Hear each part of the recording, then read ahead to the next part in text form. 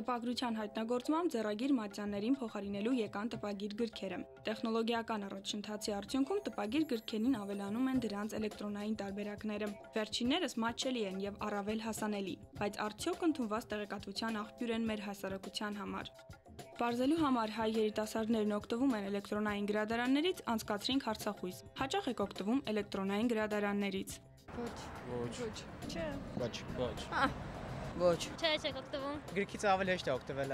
Իսկ գիտեք, թե ինչ է էլեկտրոնային գրադարանը։ Ճիշտ ասած ոչ։ Չի հետաքրքրում, որովհետև գրքերը արդեն գրքեր են, էլեկտրոնային տարբերակով կարդալը չի հետաքրքրում։ Եթե չլինի փնտրածը կոնկրետ գիրքը, այդ դեպքում ուրիշ բան։ Չէ։ Մեր համալսարաններ ունի էլեկտրոնային գրադարան, շատ ուշ ենք ընդունում, գրքերը ավելի լավ են։ Չէ, անկեղծ ասած, այտենց շատ զբաղված եմ, ժամանակ չի որ հատկացնում այդպիսի բաներին։ Ոչ։ Գիտեմ։ Գրքերն են ավելի հարմար,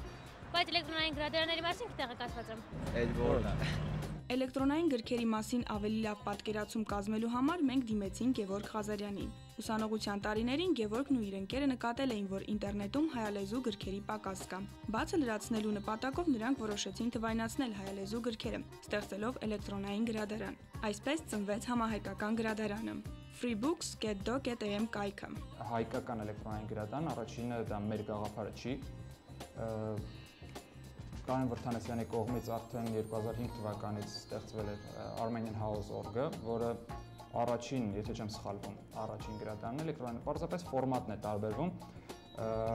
Armenian House-ում ինքը գրքերը պետք է էջառեջ ինտերնետ ունենաս, որպեսզի կարողանաս կարդալ։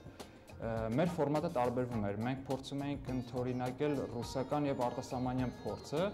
եւ ներբեռնել գիրքը ամբողջությամբ, հնարավորություն տալ ներբեռնելու գիրքն ամբողջությամբ այցելուին եւ ինտերնետում ինքը որպեսզի ինտերնետից կախված չլիներ, այսինքն ներբեռնեցիր հանգիստ կարդալ ինչքան ուզում ես եւ այժմ նաեւ հնարավորություն ենք տալիս այլ տարբերակով նաեւ կարդալ գիրքը on-line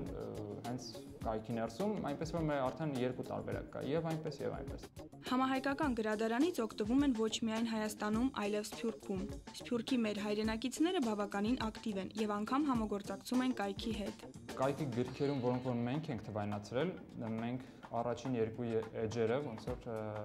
նշած է, որ գիրքը թվայնացվել է համահայկական էլեկտրոնային գրադարանի կողմից, ինչպես նաև առաջարկ մասնակցելու կայքի աշխատանքներին եւ արդեն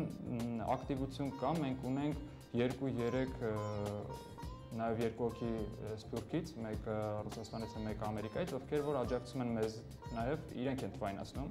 եւ ուղարկում են, մենք տեղադրում ենք։ Էլեկտրոնային գրադարանից օգտվելու կանոնները բարդ չեն։ Անհրաժեշտ գիրքը կարող եք փնտրել ինչպես հեղինակի անունով, այնպես էլ ստեղծագործության վերնագրով, կամ պարզապես մտնել համապատասխան բաժինը եւ ընտրել գրքերի առաջադրված ցանկից։ Համապատասխան գիրքը գտնելուց հետո այն կարող եք անվճար ներբեռնել կամ էլ կարդալ առցանց։ Կան էլեկտրոնային գրադարաններ, որոնք հնարավորություն են տալիս պատվիրել գրքի տպագիր տարբերակը։ Իսկ թե որը կնախընտրեք դուք, էական չէ։ Կարևորը պետք է չմոռանալ, որ ընթերցանությունը մտքի համար նույնն է, ինչ ֆիզիկական վարժությունները մարմնի։